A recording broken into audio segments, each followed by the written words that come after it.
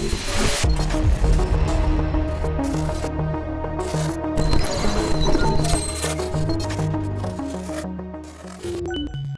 to the Silken Slopes Conversations. Today we are lucky enough to be joined by Danny Cox, who is the VP of Guest Empowerment and Airport Operations for Breeze Airways. How are you? Great to be with you, Garrett. Thanks for all these folks for joining and being very hospitable. It's a great place to be. Yeah, thank you.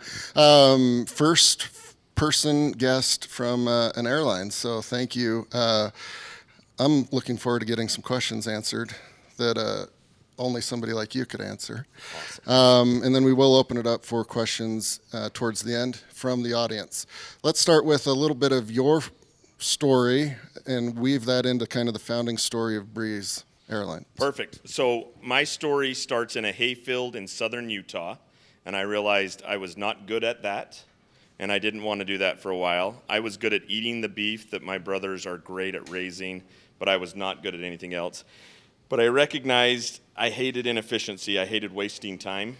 And so I got a degree from Southern Utah University in accounting and went into aviation because they are a group that is constantly trying to remove friction, remove inefficiencies, and doing that. And so after being with about 3 years with a fractional ownership firm in the southern region of Lake Texoma, just south of Oklahoma there. 3 years with the fractional ownership aviation group. I started working for JetBlue in FP&A, and that's where I just fell in love with the fact that the airline margins are so slim, so every bit of efficiency you can gain, learning things like single engine taxi, learning just all sorts of efficiencies and what it would save the airline with what it meant for a budget carrier to then offer lower fares and garner more people to fly you and what it would do. And so 14 years there, bounced around a little bit, and then found a real passion for the guest experience. And we all have phones. And I don't know a ton of people that love making phone calls and doing that. And so David Neeleman, who started JetBlue, started Azul, and is the founder of Breeze, I remember texting him one day when I heard he was starting a new airline, and I said, hey, when you start this new airline, you don't need my advice, first of all. This will be your 5th airline. You don't need my advice. But please don't open a call center. I think there's a more efficient way to assist guests and to help them help themselves, because I think we live in a society of earbuds and walking through the airport. Not a lot of people necessarily want to go there to meet their next best friend. They want to get on a plane and want to get to Disneyland or get to San Francisco. And so that's what took my passion for removing inefficiencies and bringing it over to the airline experience. And so. Awesome. So you went all in, right? Like, that was a bold statement. No call centers, I got this. Yes. I go to conferences, and I hope I'm not overstating it when I say this, but all the conference is about call deflection, and I'm like, we've mastered call deflection. We don't take phone calls. And so I know that there's a subset out there that it's not their favorite thing, but a couple of stats, if I can geek out on this, on the concept is, do you do laundry at your house, Garrett?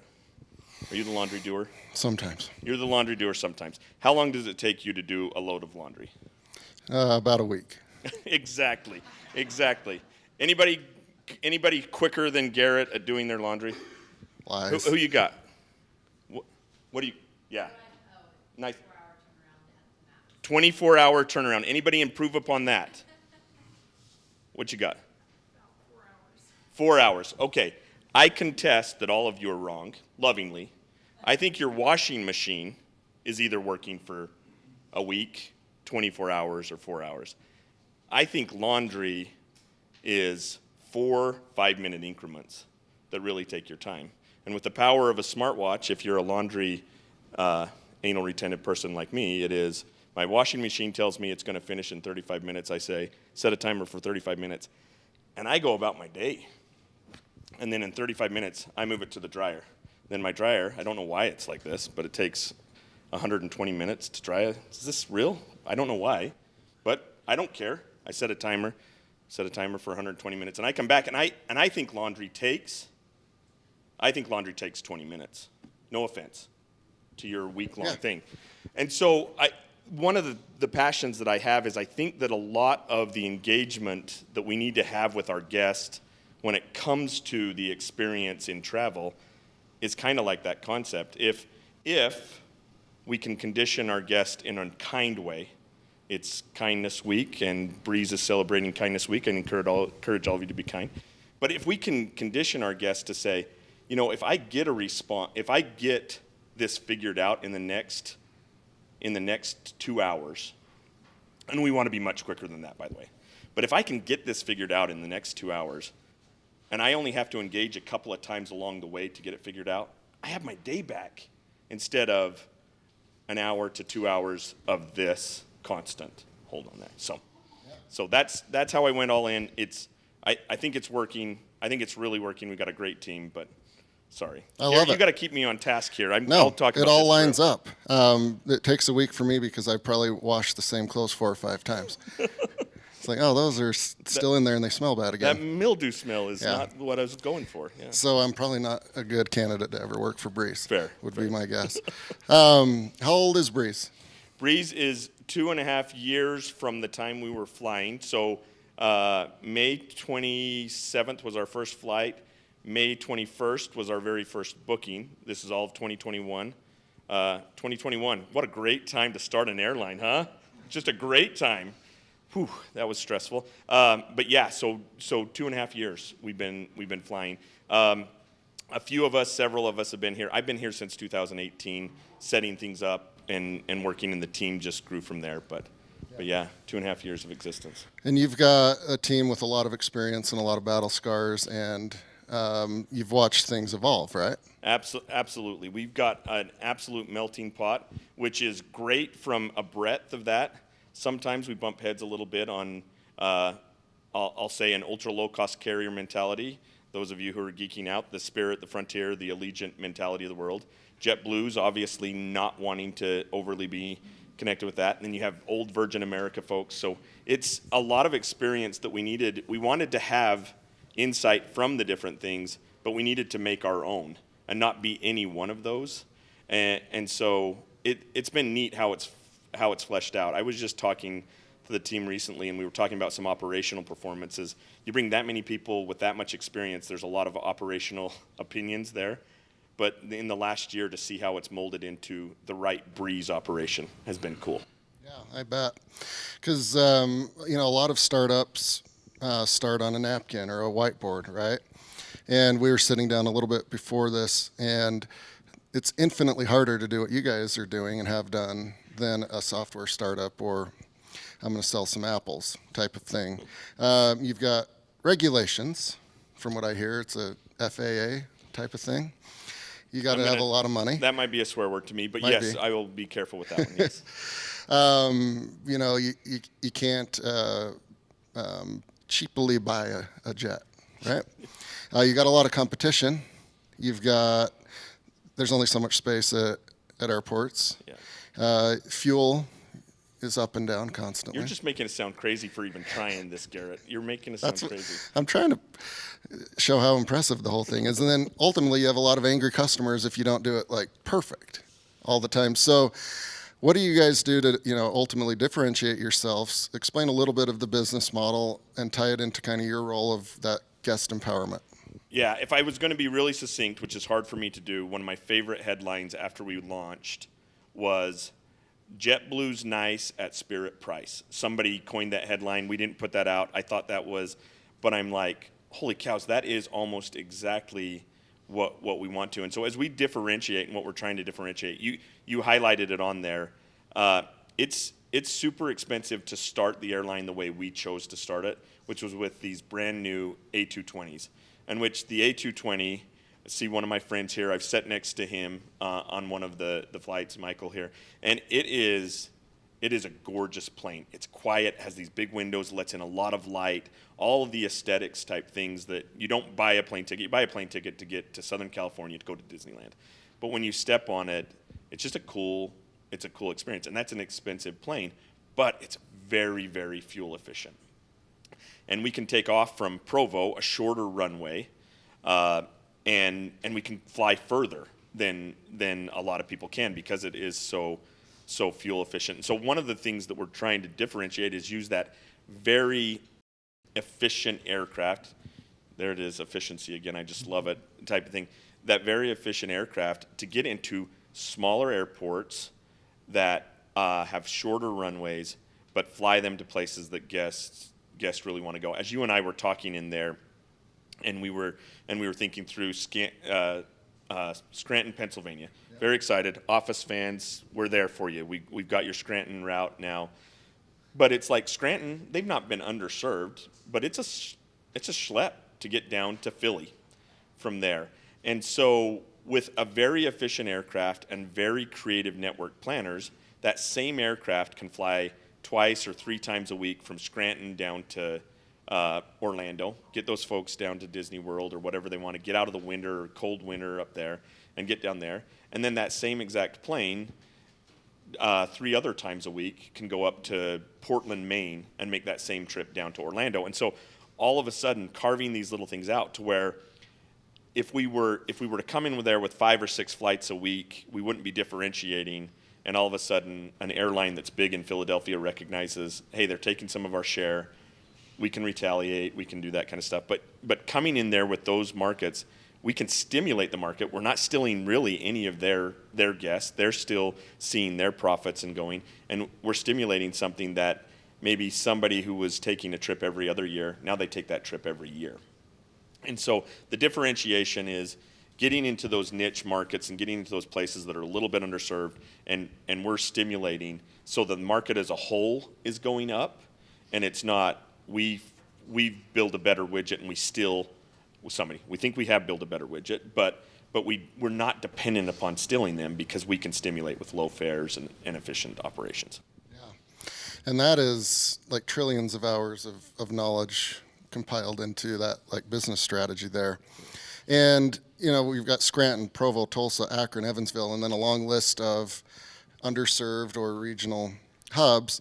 I think people can have a good read on folks at the airport that they took a Uber for 30 minutes or they drove for 3 hours for a 4-hour flight. Yeah. Or a 6-hour flight. Like that sucks actually, right? Yeah. So if you can solve that regionally, you got something. Yeah, one of my favorites, fairly recently, a gentleman that lives in this area. This was actually Monday, and he was going to San Bernardino out of Provo, and I was at the flight, but I was getting off in San Francisco, and he says, "Do you know who I am?" And I'm like, "I'm sorry, I don't know who you are." And he's like, "Well, you shouldn't. I'm not famous or anything." But he says, "But I am, and I should know these things, but there's an airline up north of us here that Medallion or something really high up there. I don't know what all the things are. They've got some bad press recently. I feel bad for them. Not really. But but anyway, he said, I would go up to there and get there and then fly into LAX and then go down to San Bernardino. But with you guys doing this underserved market, even though I have to go through San Francisco, you're saving me 45 minutes each way. So 45 minutes is great. Plus, you're saving me about $150 at least each round trip.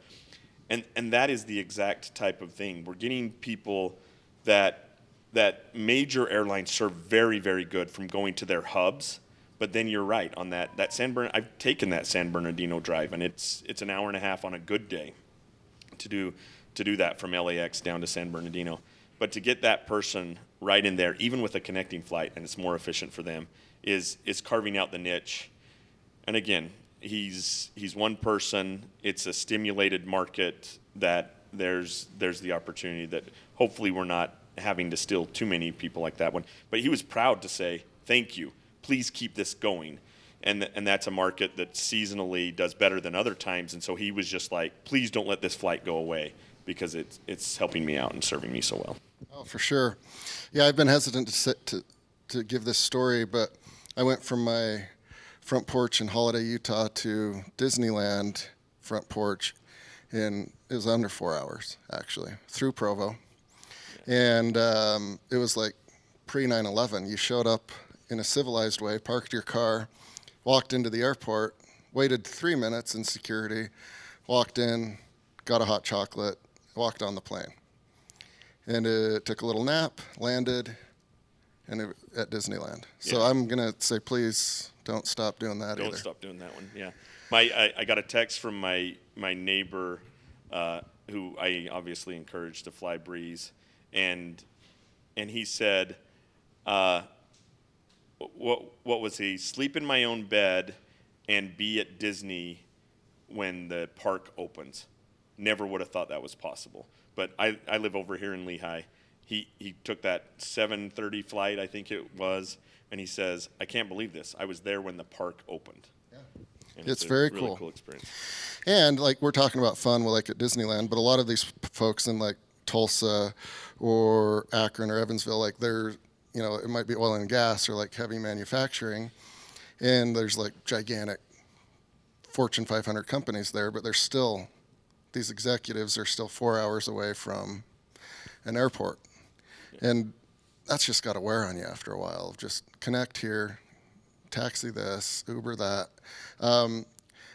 Again, a lot goes into this. At some point, it needs to pencil out on a spreadsheet. But let's say Flint, Michigan. You might fly there already, you might not, I don't know. But just as an example, We don't, but we'll put it on the list. somebody is looking at data or an idea pops into their head, and I assume a process starts of a ton of Yeah. analysis and numbers, and is this going to pencil out, and when do we start reaching out, when do we file paperwork? Give us a snapshot of how that might work. Yeah, so airlines use way too many acronyms, and if anybody knows this acronym, I'm going to give away some Breeze points. Except Michael can't answer this. He's way too geeky for this. PDO. Anybody know what that acronym stands for? PDO. It's a word I hate because I hate the word passenger. That's the P, because I like the word guests. But PDO is passengers per day each way. I was too mean to the FAA. The FAA does a lot of good things, regulated. I think airlines are still the safest way to travel. I think that's statistically proven. It feels that way for me. But anyway, but with that, and being a regulated entity, we have all this data. So we know how many people in Flint, Michigan, right now, or in last month when it's released, schlepped over to Detroit to jump on a plane, to fly to Atlanta, to then connect to New Orleans. So we know how that is because that's all reported based on zip codes and that kind of thing. And so those people that you're talking about, spreadsheets, and those people that love maps, that's what they spend their time doing is like, wait. How many people are going from Evansville, Indiana, to MCO, but they're going there through connecting through Dallas, or they're going there connecting through these things? Could we take just a slice of those, not enough to disrupt the competition to where the competition retaliates, but could we take a slice of those and stimulate more people going from Evansville to New Orleans, to Orlando directly? And so all of that stuff, they're going and searching constantly. The last I heard, they said they have 1,000 more routes that if money was not an option or aircraft could just show up like this, but we have to prioritize that based on delivery of aircraft, and the whole pandemic and supply chain obviously slowed some of that stuff down. But it's fascinating to watch them and watch these things come about and to see places that didn't work. You jokingly said, I don't know if you meant to say Akron earlier when you were in there as a joke or anything like that. We're the number one carrier in Akron right now because it's one of those where the local area, Akron is a great place to fly from to one of the major hubs, but not a lot of direct service to some of these places. And so we've carved that niche out, and we're at number one carrier in Akron by number of departures and number of seats flown because of that exact thing, penciling it out. And ultimately, like showing up at your HQ and begging for that direct flight won't work, right? You got to factor in some data, but it probably doesn't hurt to like ask. No, never hurts to ask. Yeah. So Flint, Michigan, I got written down for you, Garrett. Okay. So we're good. You've mentioned competition a few times, and there's plenty of it, right? Yeah. And you mentioned retaliation. You know, a lot of these, their commercials are on every 7 seconds. They're on NBA arenas and sports parks. You can tell they got a few things figured out. And I assume they don't like it when you guys start encroaching. What do you do to minimize that, or like if the attack is on, how do you Yeah. withstand it? So I'm not anti-competition. I think it's where we create healthy and the fittest survives, and I think that's all of a good thing. One of the main things we are looking for markets where stimulation is the real thing. So that Flint, Michigan example that I used on that one.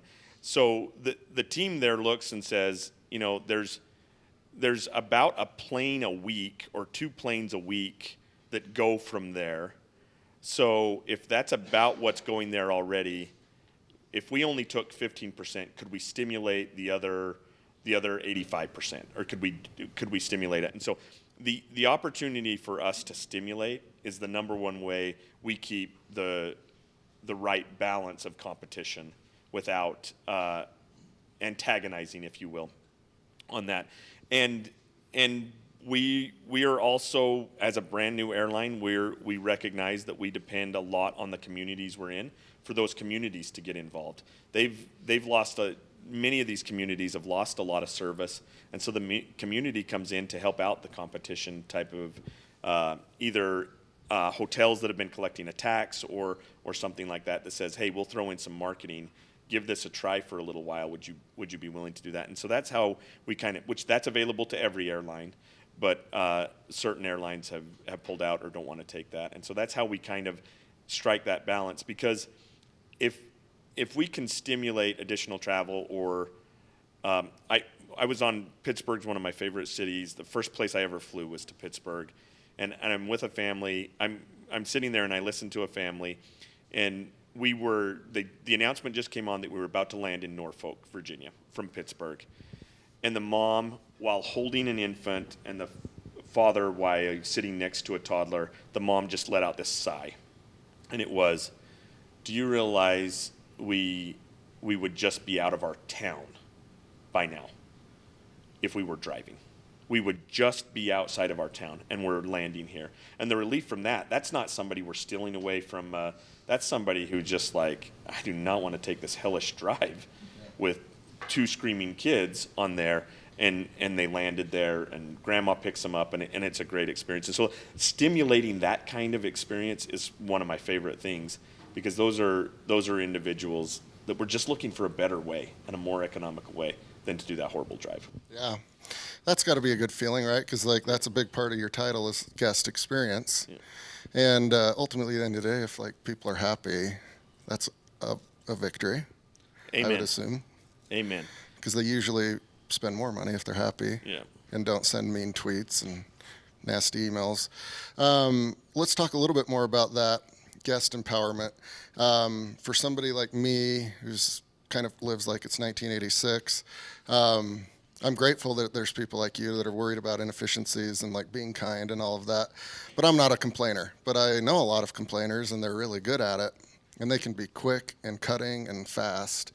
And I wouldn't want to be on the other end of that. But it starts all the way from like, I want to go to, and then, you know, pop open the computer or get the app on the phone. You guys are thinking about it from Genesis to Revelations, I would assume. And you're probably thinking about it the most. What are some key focal points that you just have to hit every time? Yeah. So the main thing is we have to take an approach of feedback is a gift, whether it's coming wrapped in a nice bow or it's being flung at you at 1,000,000 miles an hour like a brick type of thing. So we start from an approach of we're new, we haven't figured everything out. We think we've got a pretty good idea on that one. So we start first with any complaints, and that we try to very much take an attitude of feedback is a gift, and we appreciate that point of view. We need to take that point of view into it. But answering as many of the questions as we could possibly answer with technology and ease of use is a huge part of that. So in a former life, about 55% of the contacts that came into the contact center were all about changing a reservation. Because at a former airline, there was a change or cancel fee if you decided to change your flight, which is completely fair, because I don't think, has anybody here bought used bananas before? No, it's not something people like to do. An airline seat is a little bit different. If you can still sell it, you can still sell it. But a lot of times people buy it when it's really low and then sell it want to get rid of it when they decide they don't want to go on their trip or not. And so airlines are fair to charge a change or cancel fee, but 55% of the contact was some negotiation, and I like to put myself in their shoes, and I'm like, they got to bring up a sob story because we have a policy. We can't waive that fee. They know we can't waive that fee, but they're going to ask anyway. But if you got 55% of your contacts that you can just wipe away by being an airline that has adopted no change, no cancel policy, and just say, hey, as long as you click this button 15 minutes before your flight, all the dollars you spent automatically go into Breeze points. It's our currency, and they're good for 24 months. You know, somebody's still going to probably want to haggle because they want to get that money back on that. So we're not going to get rid of all 55% of it. But if you can just eliminate a bunch of that kind of stuff that gets down, that is just noise at the end of the day, or people unwilling to accept a policy or whatever, and you can get down to, we just want to get you to where you're going. And we want you to fly on us. And if today doesn't work anymore, you let us know, you get your points, try it again tomorrow. Try it again another time. So San Francisco, man, it's going to, I'm constantly looking, and so maybe I hear these things because I'm looking to hear these things. But we're in San Francisco. I'm standing behind Justin, which is our awesome, which I hope he's listening right now. He's on LinkedIn. He's awesome. He's our gate agent out there. But I'm listening to Justin talk to a guest, and the guest comes up smiling, and I'm like, this is awesome. This guest knows Justin. This is great. And the guest says, I made it today. And I'm like, there's a story. And Justin's like, oh, I'm so glad you're here. Did it turn out okay? That's all I heard Justin say. Big smile on the face. The guy goes back there. I chose not to ask Justin about it because I didn't want to know if he broke policy or anything like that. Justin didn't. He's good. But I went and looked up that guest reservation. And I went and looked. And that guest missed their flight the day before. Now, with a change in cancel policy and with Justin encouraging, saying, hurry, cancel that flight. You're not going to get through San Francisco TSA. It's a disaster right now. But cancel it and then use your points to book. And I don't know how many people buy their tickets a long time in advance versus travel and buy your tickets immediately on that one. But I was just like, oh, no. So he missed his flight, but we got him his points back, so that's awesome. Was it punitive because the fare had gone up so much for this guy, and it's a guy traveling with his son. And I went and looked, and the difference of fare, because we try to keep the fares low, and this is not the same every time, but I'm like, all those points that he took, he went and purchased, and it was only $23 more for a mistake that he owned, that he completely owned. I didn't get to the airport in time, I didn't do it. And so if we can even take the worst experience of, I missed a flight, and is the airline just going to completely dismiss me? But no, we had an agent that knew the policy of cancel quick to save your points, and then the guest rebooking there. And for it to be, it's a $23 of tuition for this guy to set a better alarm or whatever the deal was on that one, which I don't think is overly punitive. But you could see just by the whole interaction, the reason it caught me off guard was this guy is smiling, and there is some story back here to where he could be really, really upset. Yeah. But he wasn't. He was grateful to Justin, and he was grateful to Breeze, and there was nothing. We stay and help turn the plane and pick up garbage at the end of the flight, and he came off, and he was just a smiling getting off the plane and doing it. And so it's stuff like that to where if we put things in place that empower the guest, it's why we choose to call our awesome team the guest empowerment team instead of customer service or customer support in there, is that we're putting these things that empower the guest in place. Hopefully a lot of it's not us fighting against them, it's a well-understood policy or well-understood guideline in place that the guest learns to navigate around. Yeah. And it's like for that gentleman, I think he's like, hey, if I'm ever running late again, I'm not even going to stress. Just click this. I'll book the flight the next day, or I'll travel the next day or whatever. Yeah, no, that's great. And I like putting the onus on the people, right? Like oftentimes it's their fault. There's a million stories, I'm sure, but there's the Seinfeld episode where George Costanza's trying to get a bereavement rate at a funeral that wasn't his grandma, and he ended up with a Polaroid or something. Polaroid next to the casket. That's classic episode. Did not work. But I'm sure you guys have just catalogs full of these stories, right? And it's not fun for either side, but you just, to your point, take out as much of that friction as possible, and you're sitting a lot prettier. Also, I'm always impressed when companies can operate. The margins are low, as everyone knows, but your prices are way affordable, right? Like, and I don't work for Breeze. I'm just looking at their website. They were very cheap. They reminded me of a long time ago when I was in college, and I was always looking for the cheapest flight. Again, some CFO or some VP of accounting has to make sure this all pencils out. Are there any that don't pencil out that are like loss leaders? We'll get that in the future, or like how committed are you guys to everything penciling out? Yeah, I don't know if you know this, and I'm going to try not to chuckle because I don't mean this mean, but you've mentioned Tulsa several times. Sadly, Tulsa did not work out. After Thanksgiving, Tulsa actually goes away for us. And it's one of those where, again, the math was, we think that there's this much in this market, but we've got to stimulate this much. And sadly, we just didn't quite stimulate it that. Now, our motto is seriously nice. We try to live that, and kindness is one of our values. But going into the communities, it is a partnership for a small airline like us, and it's just like Chamber of Commerce, local CVB. You guys got to help us stimulate in here, because we think we're 25% of the way there, and we got to work for the other 75% of it. And so, yeah, some of them don't work out. Our VP of Airport Affairs, Eric Fletcher, I was just on a call with him yesterday, and he ran the stats. There was another airline that started about at the exact same time as us, and there's a lot going on. There's a consolidation going on out there in the market, and we started looking at these stats, and he said Breeze has, for the most part, and compared to the new airline and other airlines that are similar to us, we have been the most successful at stimulating additional flights into places. I'll use Provo as a perfect example. In our first year of operation there, we are up 477% in seats that are flown out of there. Because Provo, you guys have come. Thank you. This is a community that's come and it's done great. So kudos to all of you and your neighbors on that one. But we are the best at continuing growth on that one, and we are the lowest at canceling routes that didn't work, that just didn't work anymore. Now, some of them are intentionally seasonal.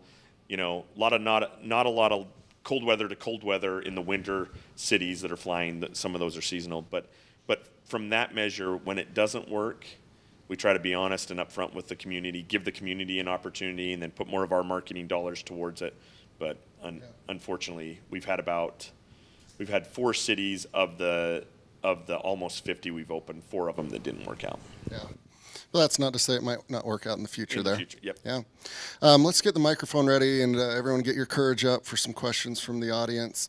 We all can see the headlines of aviation on, New York Times, Wall Street Journal, KSL, whatever it is. And recently it's been, there's a better way to board, allegedly. That saves 2 minutes. And then the one I read was the Wall Street Journal. They did a nice job of breaking it down, what those 2 minutes mean, right? And this is stuff only you and your team could know, right? But it is an accordion effect, and it gets vicious at the end when it snaps, gosh, right? Yeah. I assume you guys have to be on top of all of that, but let's say there's a big snowstorm. There was one that got its own name like 10 years ago. Yeah, there's the myth. Perfect. Okay. And it was not fun for anyone, but it was really not fun for the airlines, right? Oh, yeah. How far do you guys kind of forecast these situations, and what is your quick reaction force when they happen? Yeah, so I got to give a shout out to our VP of our operations center. His name's Travis Yost. He's awesome. But every morning at 8 a.m., we're looking at the weather forecast for the next week. And with Thanksgiving coming up, the Sunday after Thanksgiving, an airline, it feels like an airline makes about 10% of its entire year in that one day. And so we are forecasting like crazy. We're getting crews into place, and it's a tough time because people want to be with their families, right? But we're getting extra crews in what's called airport reserves and doing all of this kind of stuff. We're checking in with the maintenance team. Hey, the aircraft are all in shape, right? They're going to be good. I oversee the contact center, but also the airport operations. It's everybody's doing their equipment checks on this, and everybody's taking their vitamins. They're not going to call in sick this week, and it is going out a long time in advance. So we're looking around the corner at least 14 days, and we have somebody from formerly from the FAA and the what's air traffic control type mentality, and helping us forecast those things out, because we have got to stay ahead of it. You know, a random Tuesday in September is a whole lot different than the Sunday after Thanksgiving. And a random Tuesday in September, people tend to have a flexible travel experience. 0 people have a flexible travel experience when it comes to that day. We've got to nail it on that day. And I feel bad. The airlines last year, the documentation is out there plentiful, and the Senate hearings are out there plentiful. But systems need to be up and running and all of that kind of stuff. And I feel really, really bad for those airlines because it is a low margin industry. I so wish one of you Silicon Slopes geniuses would figure out how to, for a very cheap airline, to replace all of its antiquated systems. And I say antiquated. They do their job, but they are just built by a company that they're built, and a industry that doesn't make a big margin on that doesn't replace systems without profits to do that. But anyway, those things, airlines, we've got to be on our game, and we know it. We accept it. We don't whine about it, but we've got to be on our game to do that, from systems to people to processes, all in place to be ready for it. Oh, for sure. I think it's a miracle every time one of those lands and takes off, and people get on and off, let alone thousands of times a day. All right, let's open it up for questions from the audience. Raise the hands, and mic will be brought to you. There will be no punitive questions, I've been told.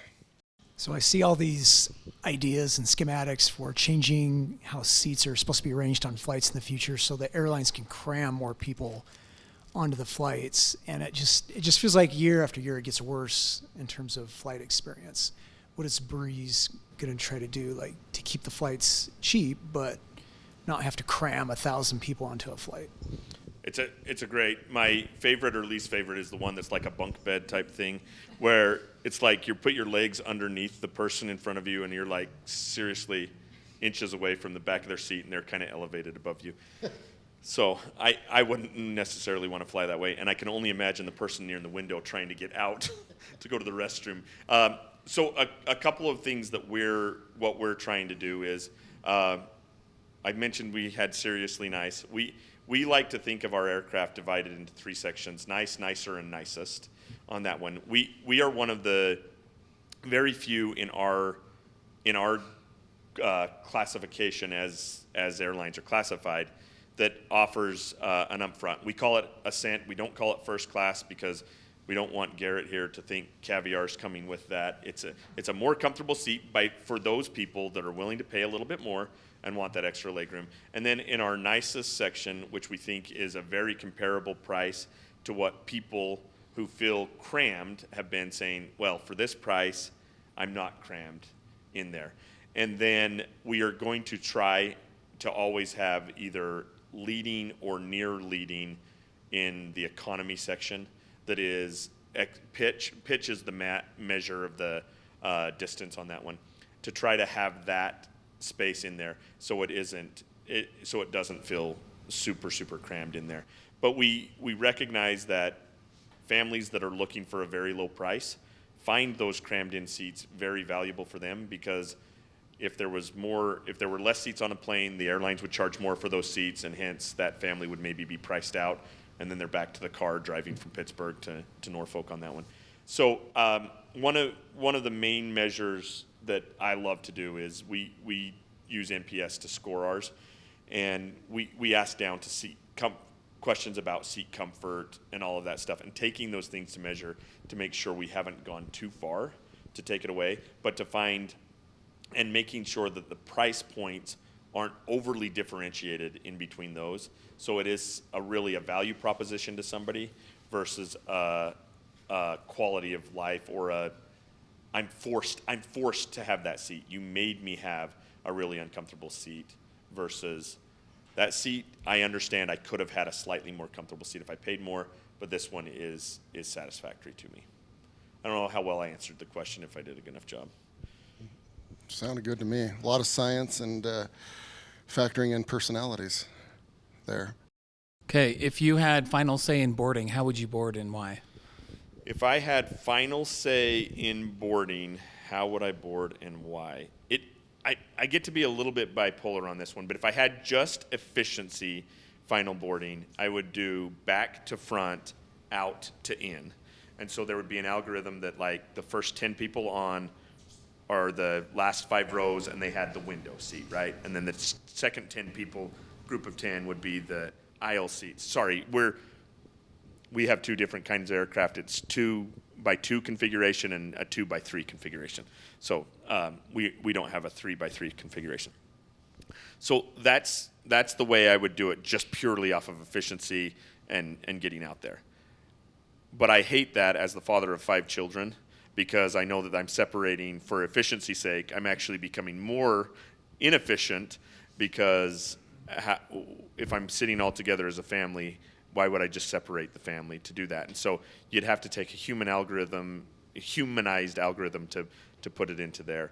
I personally like the way we currently do our boarding at Breeze, in the fact that people who are willing to pay for an experience of getting on to have the overhead bin space, or people who paid for seats and extra legroom or want more time get on there, and then individuals who are in the last groups that may still need to pay for their carry-on bag or something come to where we have a little more time to deal with them. It works out okay. What United, it's funny reading that article from United, and kudos to them. It feels like things in the airline industry cycle a lot of times, because I remember at JetBlue doing a study and we hired somebody to do this thing that automated it and gave a half a second to each person sitting in their seat or something to do this whole thing out, and it didn't improve our boarding times. But the 2 minutes that they're trying to save, the 2 minutes on that very first flight of the day, if you're delayed by 2 minutes, that's proven to be up to an hour by the end of the day because of just what it puts out. I'll give you the quick example. I don't know if Garrett, I told you, just cut the mic off if I need to on this one. But those 2 minutes, especially at airports that we fly, small little airports, and airports are called slot controlled in certain places, where you have a specific time you need to land or you lose your gate and you go to the back of the line and wait for it. Well, 2 minutes leaving Provo doesn't feel like that big a deal. Thanks for waiting for that guest. But if by the time we hit some winds and going into Santa Ana, and then we land at John Wayne and we're now 20 minutes late into John Wayne, we've just missed our gate and we've missed our fueling spot. So now we're at the back of the line on gates and we're at the back of the line on fueling. And now leaving Santa Ana, we're now 45 minutes late. Then we hit winds going the other way when we get into Orlando, and then all of a sudden coming back, that crew times out and they're in Santa Ana and they're not legal to fly up to Provo to come back. And so that 2 minutes that United is massive of their operation. I know exactly what they're trying to save with that 2 minutes. They're looking for 2 minutes anywhere to not have crews timing out, to not miss fueling spots and gate spots and all of these things. And they're a much bigger airline than us, maybe not as agile in some of that stuff. So I know what they're trying to do. And if they solve it, great. They solve it for everybody, and we all just follow them. Yeah, that was a great answer because, again, it's nice week or kindness week. Look how many variables there are with just that one example, but you times that by hundreds or thousands, and you get a lot of grumpy faces. Yeah. Yep. Yeah. All right, we got time for one, maybe 2 more right over here. Miss 24-hour laundry. That's like 4 or 5 loads. I just kind of There we go. It's good. It's good. So I'm really interested in your business model in terms of growth. So right now you're low price, very nice, but what about as you get bigger and scale and maybe hit more airports, like, do you think that your identity will change? Will your prices change? What does that look like going forward? Yeah. So I love your question on that one, and it's a great question. What we would like to see in order to keep the fares down is that where we are having success, instead of controlling the supply, if you will, by as demand's gone up, just taking all of it out of the economic value of, well, demand's gone up, we can raise the prices on this one. That's where we want to start then looking to adding another frequency. And so if we're satisfied and we've run efficiently enough that we've made a satisfactory margin on one flight a day into San Francisco, and all of a sudden the demand is there, instead of that demand going up and we raise our prices drastically. Now, we will need to raise our prices occasionally on that one, but adding an extra frequency in there, because now all of a sudden, not in a monopolistic type way, but now we have scale and we have a better guest experience, because for that gentleman who missed his flight, now he has a second flight that day as an option, where early on we didn't have that. And so we like to take the benefit in adding frequency in those places, not necessarily in the economic improvements coming from only raising prices, but the economic improvements coming from added frequency. Now we get a better rate with our ground handler. Now we have a dedicated gate in those locations instead of depending upon a gate, and that has some efficiencies and economies of scale, and taking the economic benefit out of that. Awesome. Can I ask one more really quick question? So I'm on planes several times a week, and I live here in this area, so I fly in and out of Salt Lake usually, and Delta, and I have their mileage card and all that kind of Just joking. all that kind of stuff. So what I'm saying is there's like an adherence, right? A stickiness to keeping me there. Stickiness. I'm glad you used the word stickiness. We talk about that all the time, because you're right. You're 100% right. Yeah. So what would you do for someone like me to have me fly out of Provo? I go to California a lot, and kind of come over to your airline, other than just be the great Breeze Airways that you guys are. Yeah, so a couple of things where we hopefully become attractive to you. So we're primarily leisure airline, and so we're flying to places where people want to get to a beach or they want to do it. Sometimes not that attractive to the business traveler. I assume you're traveling for business. Yeah, but certainly for pleasure as well, right? Which is exactly there. And so you use your points to go for pleasure. So we hope to attract you with a great fare. For the next time you have a leisure experience. And then when you get there, we want you immediately in our loyalty program, and which is very infant in its experience there. And we just want you to have a really, really good experience, that knowing that we are there for your primary leisure opportunities.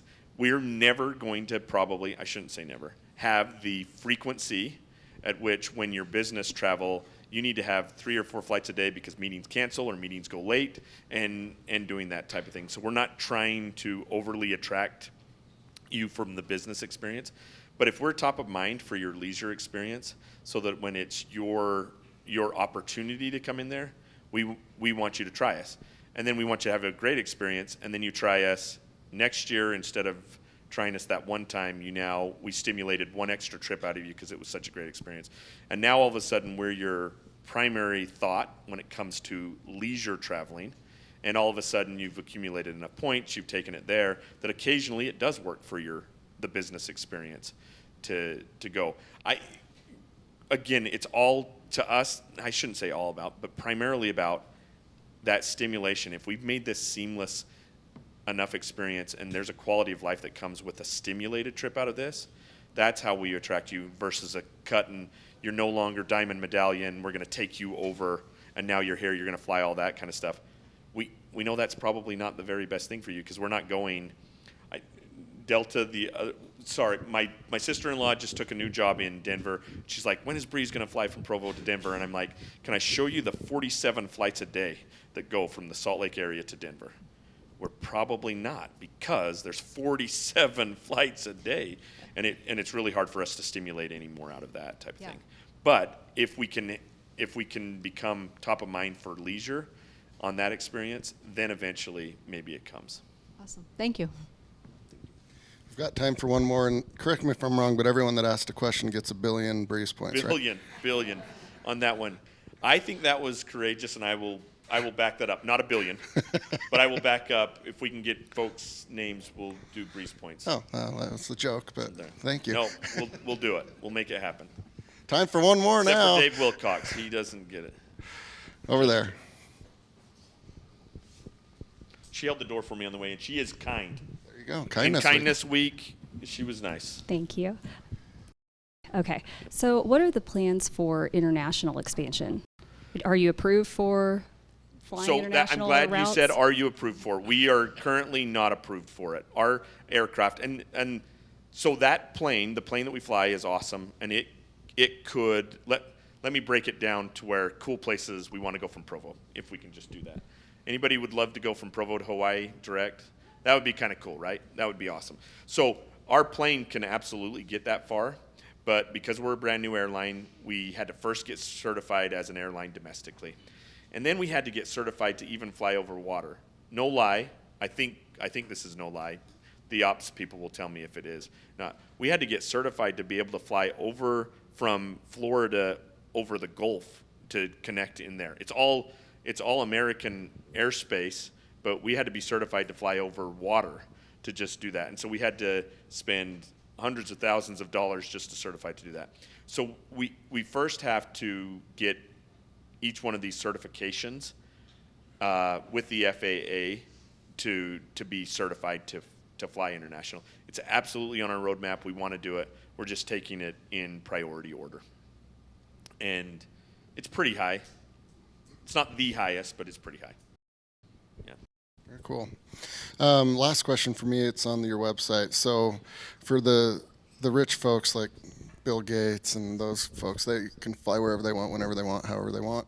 But there's charter and like group rates. Correct. At what point does the math pencil out? Like if there's a family of 40, a family of 400, where does that sweet spot lie? Yeah, so right now, if you're a group of 9 or less, go on the website, book, it's awesome.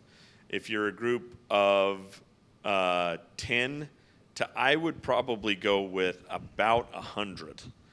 We have a group sales section that they can go and they can help you out with that one.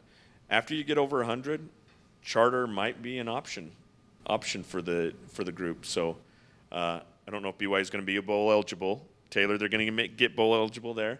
But start to get your group of 100 people together and hurry and ask Breeze if they'll take you to the Fiesta Bowl or probably not that. Probably not that one, but maybe one of them. Potato Bowl or... Yeah. Very cool. Thank you so much, Danny. I appreciate your time. I think you're willing to stick around for a second Absolutely. for those. So Plus, I've got 4 people I got to get names of. that's very nice of you. Thank you, Danny. Appreciate it. Okay, thank you.